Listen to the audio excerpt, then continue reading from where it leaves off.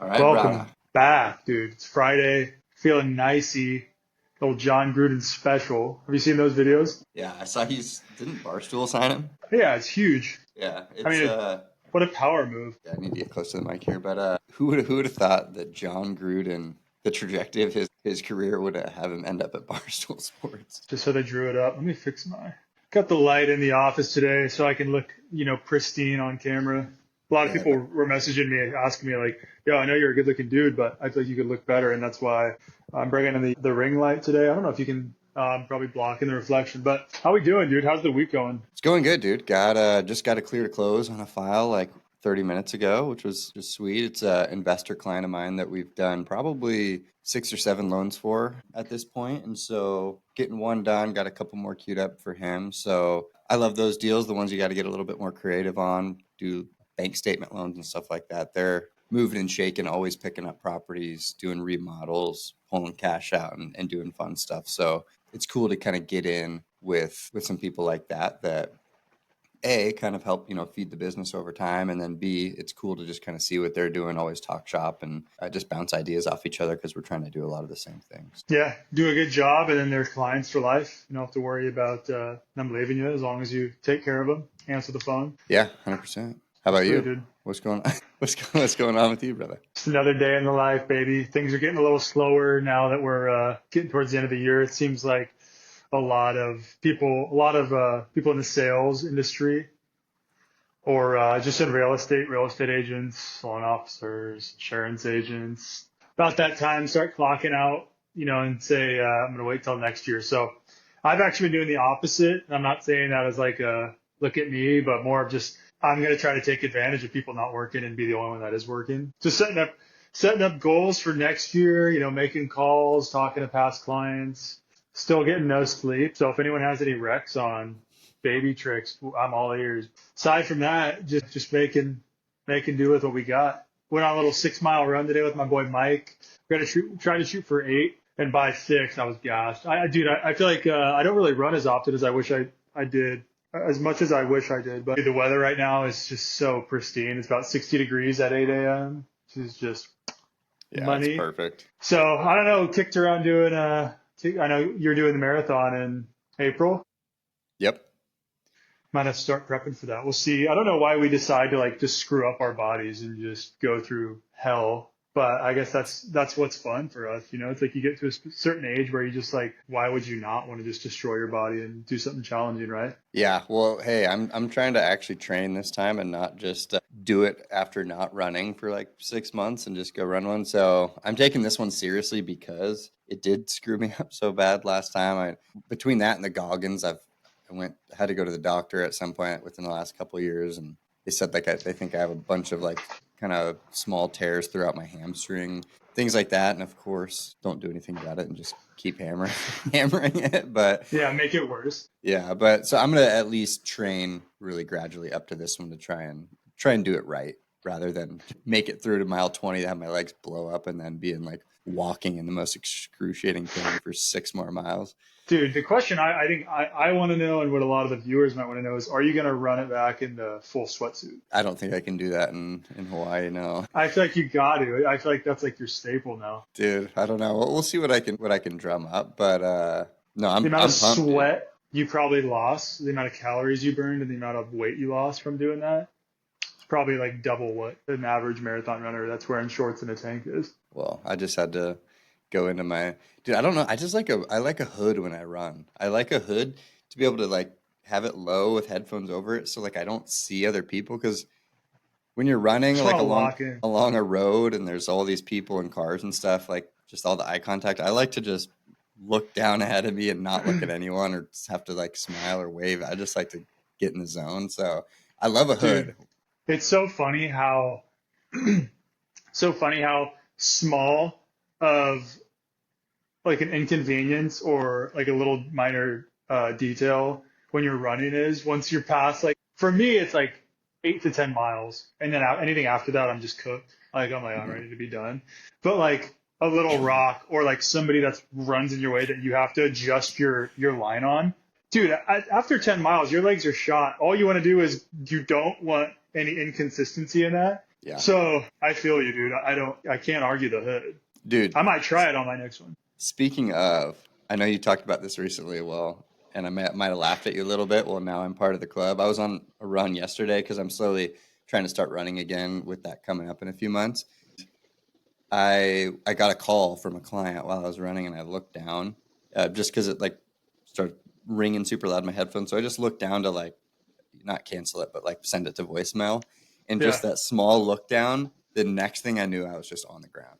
Like I don't my No. on the pavement, like right next to the road. I think my foot just clipped a little crack or something. Yeah. And but It dude, takes like this much, dude. yeah, especially when your legs are bogged down and they're barely getting off the ground anyway. But I literally went straight into a somersault, like just fell like I with enough time to where I tucked and I rolled, and then the roll carried me back up to my feet, and I just kept running. So, like I didn't even stop at all. Dude, And people I probably just thought you were like practicing for an action movie, like a stunt just double or just something. doing some parkour, but no, dude, Yeah. I like scraped up my hand a little bit in the back of my shoulder, and there was like a bunch of cars and people like right there that had to see. But I Was was it like, you on know what? concrete? Yeah, I was on concrete, and dude, I was just like, well, if I just roll this momentum and keep running, I'm like that way, I'm Doesn't good. look as bad. I know, You look I a little know less. it.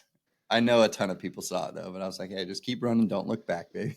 Dude, yeah, I don't think we even talked about it on the pod, but I didn't do a somersault. I just biffed it in and I don't even know that I had my phone out. Or did I? I for sure did. I must have been checking like mileage or something because we were on those trails. I have a running trail, probably like super deserty, 10 minutes away from my house that I could run to. And same thing, checked my phone, probably clipped a rock poking out of the ground like this high and just full on ate it. Hands just covered in blood, phone screen cracked, probably a month after getting it. Don't have Apple Care. Put me in a hella good mood after because I was just pumped that not only did I scratch at my entire shoulder, but I also just cracked my $1,200 phone. So with no insurance on it. Yeah, love Oh, that. yeah, I think the point is you can't check your phone while running. No, you Or be a can't. little more athletic, but Yeah, and I don't. I've been running actually without my phone a lot, which is really nice, but you also can't track it. So I brought it to because I want to start tracking it again, but it wasn't even my fault. I got a freaking call that I was like, well, I got to send this, and then next thing you know, boom. But dude, I honestly just was laughing. Like the next like 100 yards after that, I probably looked like a psycho because I was just like I was like laughing at myself well, while I good was for you. running. I just got pissed and I like stopped my run after like another half mile and walked the rest of the way. I was just like looking at my phone, so mad. But I thought I was gonna say something on. Oh, dude, there was a trend. I don't know if it's still going on where people were raw dogging.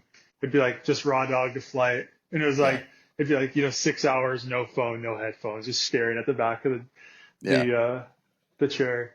You got to do that. I'm yeah, gonna do that on my next run. And low key, it's kind of nice just to hear yourself breathe. Like you get a little cadence going, dude. I've but been only for doing. so. Go ahead. I was just gonna say I have been doing that for my runs as of late, and like when I go to the beach, I try and not. I just leave my phone at the house and stuff like that. It's actually really nice. Just I mean, our jobs we're staring at a screen all day. When I'm not looking at this screen, I'm staring at my phone screen. So I'm trying to just take it anytime I can, not have it. But what you're saying is real though. Like when you're running, it's like subconsciously, but all you can hear is your breath. So like I'll notice myself like getting in a breath of like, all right, like breathe in for 3 steps, then out for like, and I didn't even notice I was doing it. And then it is kind of nice. Yeah, I don't know that I could do it for if I went over 3 miles, Yeah. but well, and it's hard too because now I want to use Strava, I want to use my Aura Ring and track all that stuff, so I have to have my phone with me. But at least I have like that flip belt I can throw it in, and then I don't have to check it as long Yeah. as I know how many miles I'm doing. Yeah, I was telling Mike like for me the playlist is everything, dude. Like, and when we did the Leavenworth Marathon, it low Yeah. key shot me in the foot, right? Because I I had to get mile like 13 or 14. I got that runner's high like crazy, and I had just like a stretch of like 8 songs that were just hitting. Like it was like EDM. Then I had a little bit of dude, what's the song? What is I wish that I knew what I Oh, know ooh la now. la. Yeah, I don't the faces. I was like, what's the name? So that Yeah. hit. Ooh La Was La it, is one of my favorite, dude? probably a I top think three of all time. if somebody looked at my running playlist, they'd be like, how do you run to that? But for some reason, it just works for me. And like, I had like a couple EDM songs. That song came on, and I swear I went back and looked at my splits, and they were like a minute quicker than like 10 to 12. And Yeah. it screwed me because like from 13 to 17, I was dialed, and I would look at my phone, like, all right, where are we at mileage? And I was like, oh, dude, I'm at 17 now. All right, like, dude, 26 is going to come up quick.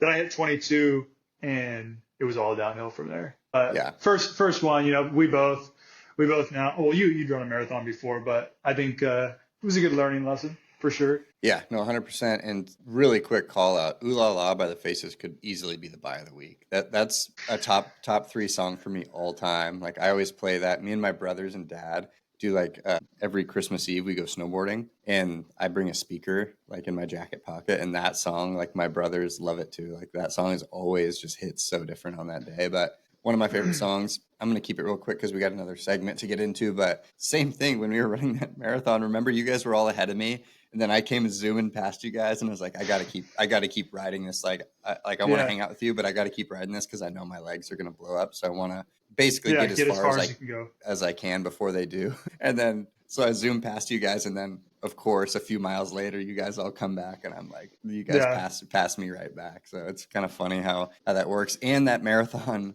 my headphones didn't work, so I ran the whole thing essentially without music, actually, which was terrible. Yeah. dude, I didn't know that. I could I'm get sure like you a told us, but I could get like a song to start playing, and it would play like a song and a half and then stop. And it kept doing that. So after the first few miles, I was like, I'm done messing with it. dude, that actually happened. Now that I think about it, that happened to me on the first like 6 to 8 miles. It was terrible. I think I messed with something on my phone or my headphones were tweaking out. And luckily, I was running with Tyler, so we were talking, so it didn't matter. And I eventually got him to work. But I remember kind of stressing in the first like an hour and a half because I was like, dude, if this doesn't end up working, this is gonna suck. But Yeah, I guess that wasn't as bad because you actually did it without no music. it was brutal. With that being Anyway, said, dude, let's talk about the housing market because we're facing the music. You like what I did there? yeah, I love it. I guess, and maybe you know more than I do, but we're looking at maybe no rate cuts at all. It might be this market. This might be riding this out for another year.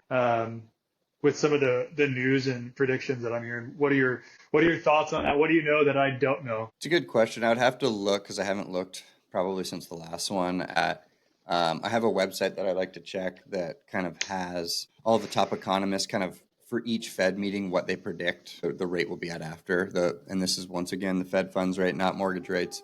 But it's tough. I think we might still get a 25 basis point cut at their December meeting, and then possibly start pausing in January. But we'll see. It's so hard to say right now, especially with like Ukraine and Russia going on, and we're just after the election, but Trump is the president-elect, but not really in office to start making changes yet. So it's going to be interesting to see what happens over the next couple months. But I still think that the jobs numbers are vastly overstated, and real jobs numbers came out again yesterday and kind of showed that once again. Um, and I think that inflation is still being propped up a lot by shelter costs, which are more of a lagging indicator, which aren't caught up quite yet. Like real time rents have been really stagnant and even going down in some markets very slightly. And if you look at the inflation numbers like PCE, which shelter really is heavily weighted in there, is still super high. So I still think the same thing. It's going to be a really slow grind down, but Yeah, I think we'll yeah. see it I was just slowly. gonna say, I think that's important. What you just said is it's gonna be a slow grind. We're not looking. I think everybody that's in the real estate industry is having a hard time trying to communicate that to their clients because of the fact what the news does is prop up these big titles, flashy Yeah, articles saying Fed's cut another 50 bips. And again, we talked about this last week or 2 weeks ago. It's not attached directly to mortgage interest rates, and it's not going to happen overnight. I mean, unless we have another COVID, which would be pretty sweet for a lot of homeowners and new homeowners. We're just not going to be looking at 3-4% rates anytime soon.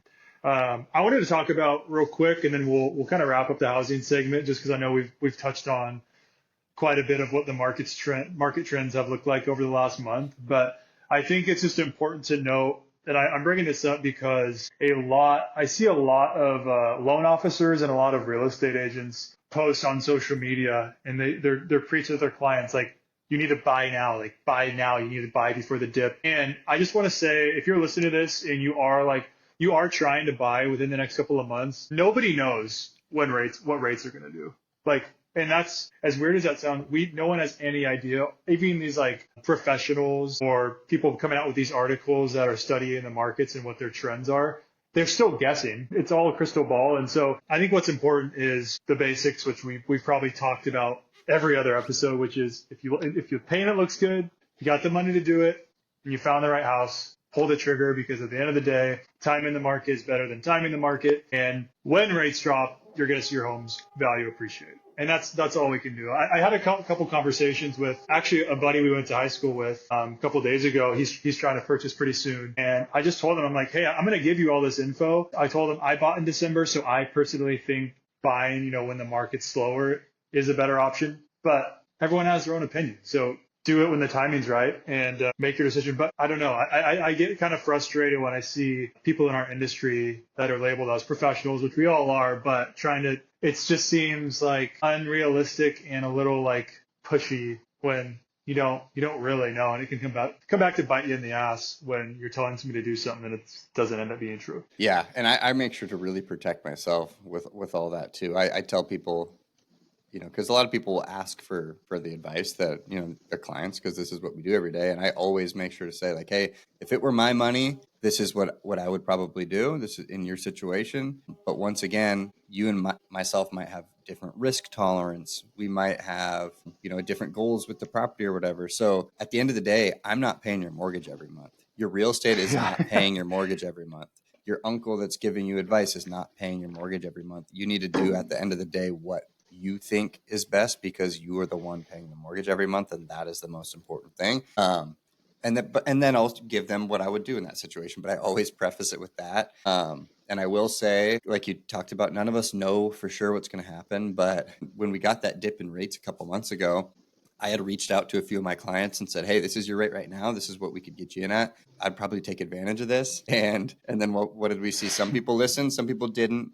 And they're like, I'm going to wait till after the election and they're better. Here we are, they're 1% higher than they were for that little few week window. And I just got a text yesterday saying, dang, I wish I would have refied when you reached out to me. And I was like, yeah, I'm not going to say I told you so or anything, but it's like, yeah, it's tough. And so, yeah, that's kind of all we can do. People got to make their own decisions. And, I just saw you post on your story yesterday. I just had a 1-year anniversary phone call with one of my clients too. Their home price went up, I think it was like 90 something thousand, just under 100 grand in just over a year from buying. Yeah, crazy. And in Graham, Washington. So it's like, we see this stuff every day and we tell people like, stop waiting.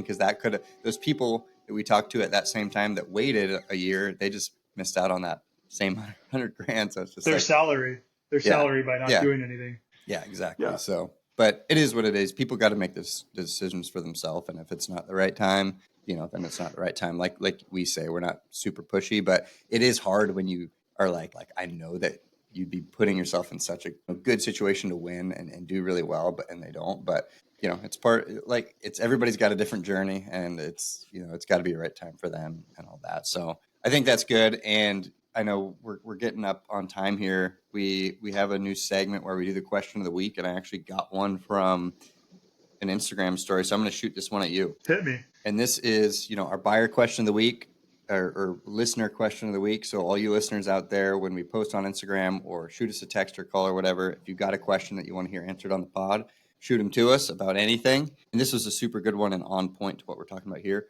What goals would you set to cash in on your first home?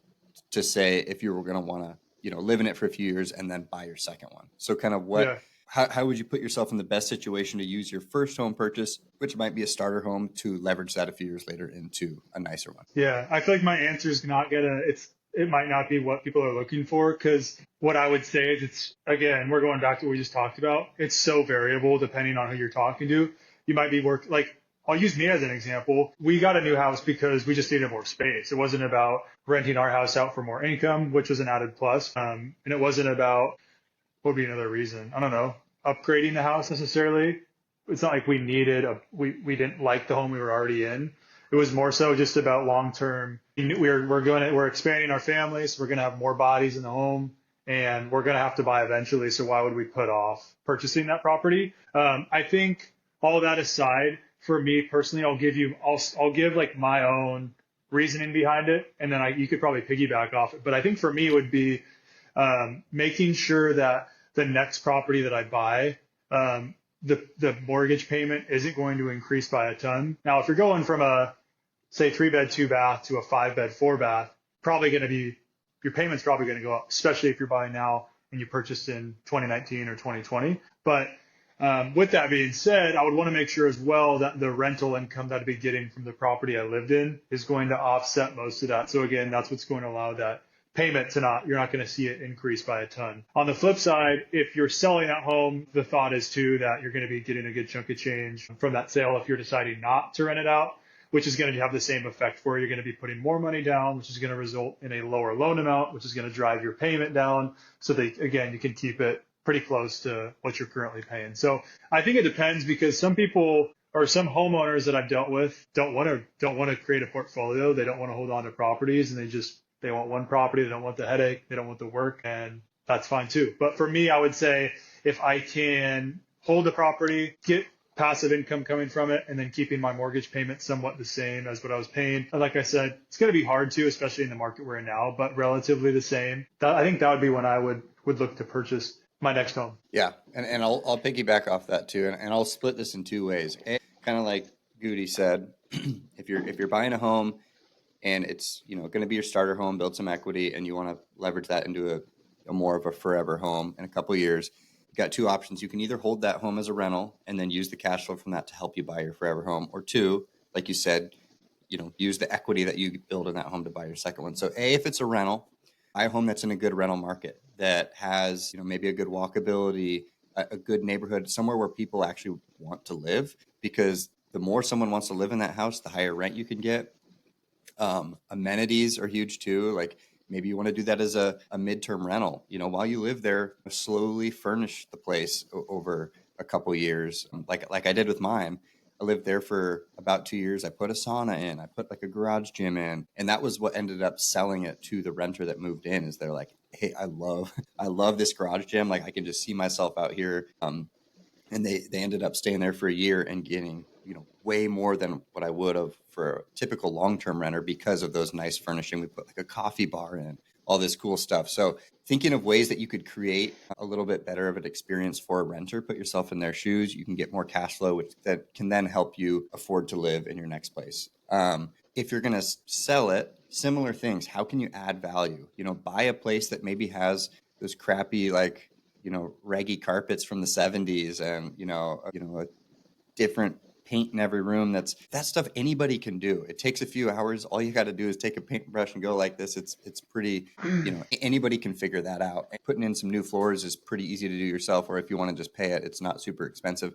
But you doing that creates value in that home. Another big one I think people don't think about, maybe buy a place that's a 3-bed 2-bath, but has a big extra bonus room that you can turn into another bedroom. Now that home is a 4-bed 2-bath. The price from a 3-bed to a 4-bed when buying a home is quite a bit more. So little ways that you can slap up one little wall that costs you a couple grand, but it's going to grow the value in your house by 20. Thinking of little things like that to do to add value. And that way, a sweat equity, baby.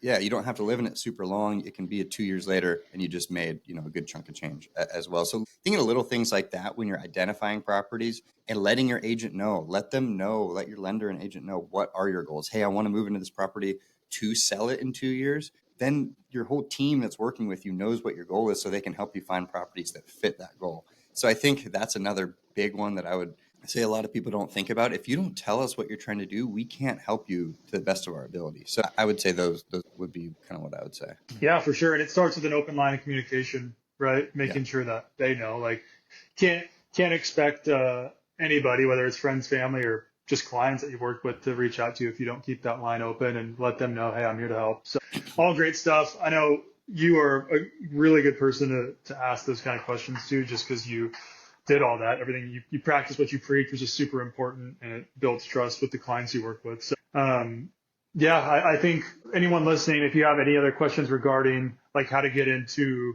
midterm rental, especially for Kyle, is a great person to ask. Anything to do with just leveraging real estate and then creating a portfolio, we're here to help. So with that Yeah. being said, leave a comment, shoot us a message for questions next week. We're going to hop into buy and sell and get into the weekend, baby. Yes, And sir. I'm going to start, dude. My buy is a crispy haircut, dude. It's just that feeling after getting a haircut. I just got one yesterday.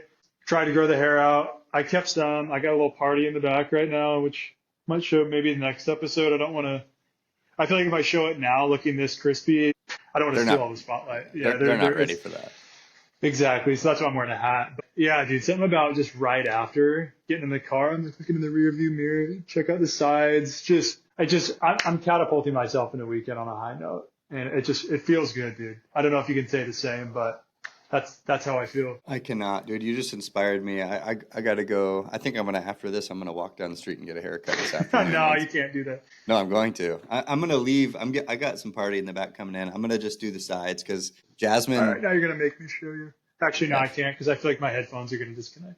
But I'll yeah. show you later. I'm growing my hair out like long, just because I gotta keep the wife happy, and that's what she wants. And it is nice to once you come out of the waves in the ocean, it's nice to be able to shake a little Yeah, dude, something. if you're in So Hawaii, you gotta have something to shake. yeah, so I am growing it out, but I am gonna go get the sides trimmed up a little bit just to. I need something because this middle awkward stage, it's Oh, brutal. it's So terrible. get lined up real quick. So shout out. I'm not talking about your hair, by the way, but it Yeah, no, kind of sounded like I was. the reason you said that, you're like, yeah, shout out to a crispy haircut because this guy looks like shit. I'm like, oh yeah, yours is terrible. Yeah, but I'm gonna start off with my sell, dude. Bad customer service. Did I already talk about this last week? I can't This is remember. your sell last week, dude. You can't do Okay, this again. dude, it's just pissing me off. But I finally did get my phone switched over, but it took me You're about kind of 10 more turning into a minutes. Karen. Dude, you would understand if I No, I calculated feel like it. I've probably used that before on myself. I think you have too, but yeah, it was like eight or nine calls into Verizon, like four times going to the store. It took. I was looking. I started it October 20th, and I didn't get it switched over till like November Almost a 20th. month. I'm like, it was insane. Okay, but I need to take this one off. But I'll do this. Jiu-jitsu, you get all these like mat burns and little cuts and hangnails and stuff just because it's kind of like a brutal, you're sparring, you get a lot of little things like that. And then I like to go into I go into the ocean at least once a day. So you go have a nice long sparring session. You won't even realize all these like little tiny cuts all over and burns and whatnot. And then you get into the ocean the next day and That's you're just on fire, dude, just burning everywhere. it's So legit like hydrogen peroxide just straight to the skin. yeah, so that's my sell of the week, dude. It's terrible. I can feel that through the phone. Yeah, Does not sound enjoyable. Dude, my sell this week, I feel like I might have said this before like a year ago, but it's just top of mind because I think I'm going to try to knock it out this weekend is hanging Christmas lights. And I don't even think it's that bad. I think I have PTSD from when I was younger. I just remember growing up in Washington and looking back, it's not like we're in Spokane where it gets like really cold.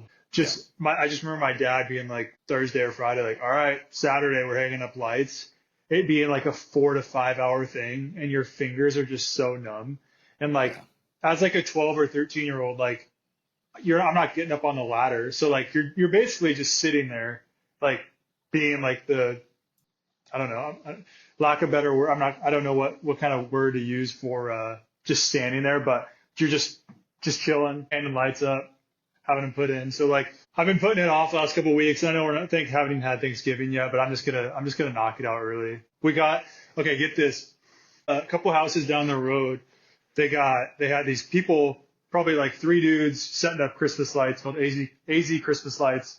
And they set it up on like two trees, their driveway, their house looked like pristine. So Bree and I were like, dang, that looks hella good. Plus, we won't have to worry about like doing it ourselves. So we call them, we get a quote, $1,250 for just like the first, we have a 2-story, just the first story, like doing around the front and around like to the sides. yeah.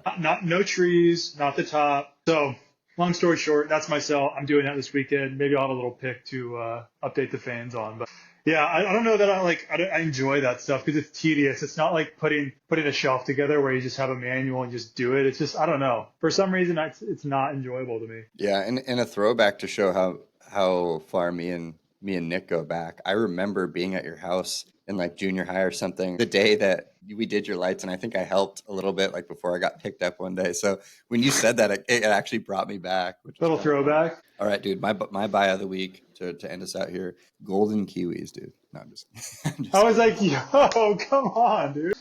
No, my memory's not that bad. I did those last week, but dude, I gotta go get me some because I ran out. But You still haven't? no, dude. Well, dude, our car broke down, and so I haven't had Could a use that car. as your sell this week. Dude, I could have, but all right, let's see. I'm gonna do okay. Eating the frog, dude. Which, if you don't know this expression, it's just taking the thing that you want to do least that day, and you just eat the frog. You just do it right off the bat, which has been something I'm really, really just trying to do. Like my thing for like 2025 is just do it now. If you know you have to do something, just do it now.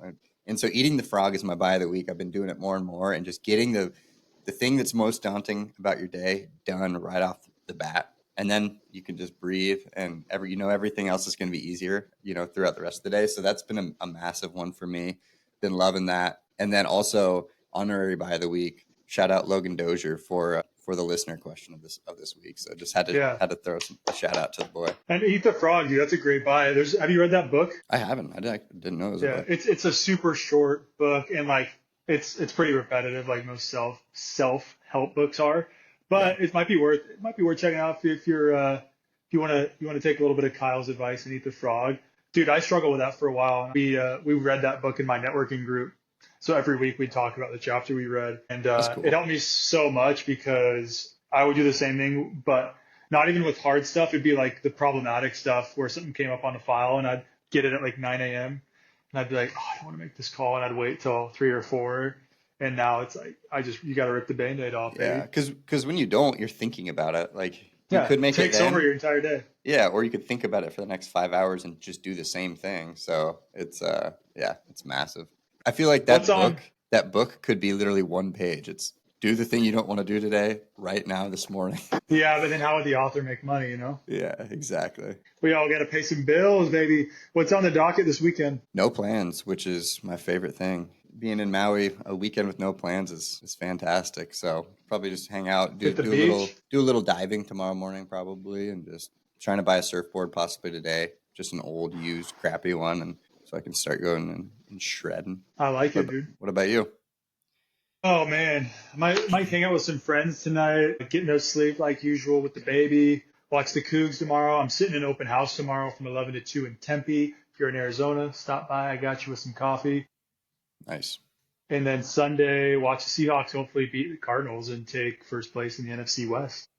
Let's go. We definitely don't deserve first place in the NFC West, but we will take it. Hey, nobody does though. Nobody does Yeah, in this division. that's true. All So, right, brother. all right, G. Well, thanks for tuning in. We'll see you next week. Don't forget, like, subscribe, comment, merch in bio. Boom. Peace, brother.